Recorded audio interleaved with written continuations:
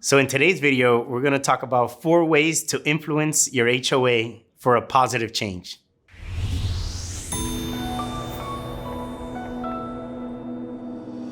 So if you're watching this video, it's probably safe to assume that you want to make a positive change within your community association, whether it be with your residents or even whether it be with your board of directors.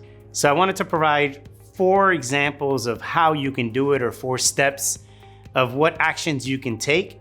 And what you'll find is in each one of these steps, we are taking a very positive approach because we believe that that's the easiest way to make change occur and really get people activated for what you're looking to do within the community. So the first tip is take leadership, leverage your experiences, and create community. So what I mean by that is if you want to make a change within your community, you should form a group of individuals that you can leverage their experiences. If you have people that are good at communicating with residents, then maybe you make them in charge of the communication piece of the changes you're looking to make within the community. If you have people that are excellent in written skills or verbal skills, you may want to leverage their experience to be able to communicate on whatever platform you decide to communicate with your residents. But ultimately, what you're looking for is a good group of individuals who have a positive mindset that wanted to make a positive change within the community association. Next, you want to create some form of a communication channel. Nowadays, you're finding apps being used like Nextdoor. Most common nowadays is really WhatsApp. But in my experience, what I have found is if you keep these chats to be very negative and bad-mouthing the board or bad-mouthing the community, what you're gonna do is you're gonna deter the individuals that you need in order to make this positive change within your community. So what I highly recommend is as you start to create this chat or this communication channel, that way where you're gonna communicate the changes that you'd like to see, is keep it very neighborly, keep it very positive. Make it a channel where individuals can communicate vendors that have worked for them, if there's a missing dog, basically information where it'll track other residents to want to be part of that chat so that they can contribute in a positive way to the community. So once you've built some momentum on your communication channel and you've done a good job of staying positive of what the changes you like to see, the next thing I recommend is putting together some kind of lifestyle or some kind of event for the community. So the event could be something as simple as putting together a potluck at a neighboring park or at your home, putting together let's say having the kids at the pool for the community association. Whatever it is that you decide, if you're going to use common areas property, make sure that you're following the rules and regulations of your association. But ultimately, my recommendation is to have a gathering, and that way you can speak of the changes that you'll like to do. But really, more than anything, is just focus on the neighbors.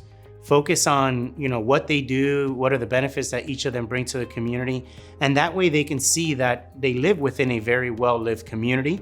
The benefits of gathering will attract other residents to want to be part of it.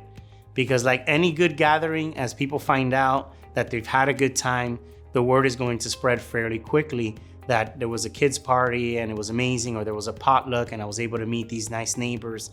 And you'll notice that you'll start to gain the traction that's necessary. So the last tip is encourage active participation. So while at the gathering, it's very important that you take the opportunity to capture the residents' contact information for those residents that you don't have, or ask residents to share the chat with other individuals so that they can participate within the chat. As stated earlier, the idea is to keep it very positive. That way the residents feel like, yes, this does make sense for our community. It is important for us to gather. It is important for us to make an active change, because ultimately what people are looking for is to have a good sense of community. So I'm sure you must be asking yourself, well, why do I really need to do this? Is this too much work, or how long does it take to make this actual change? A lot of that really depends on step number 1, is the leaders that you have together, and number 2, which is your participation within the chat. If you're keeping it light and professional and you're being very clear on the chat, you'll find that you're gonna gain the momentum that's necessary to make a change.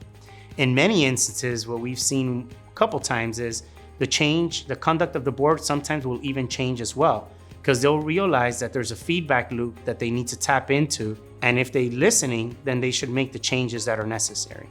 If they don't, then at least you have a group of individuals that are like-minded and can take a positive approach to make a change that's necessary within the community. When you live in a large community association, sometimes it's very difficult to meet the quorum requirements that are necessary to make a change. So this is one of the ways that you can do it.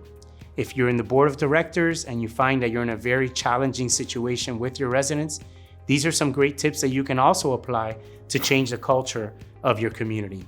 If you want more tips or more suggestions on how to keep things very positive and really create a culture of collaboration within your community, I highly recommend you visit our website, managedbyaffinity.com, and hit that Contact Us button.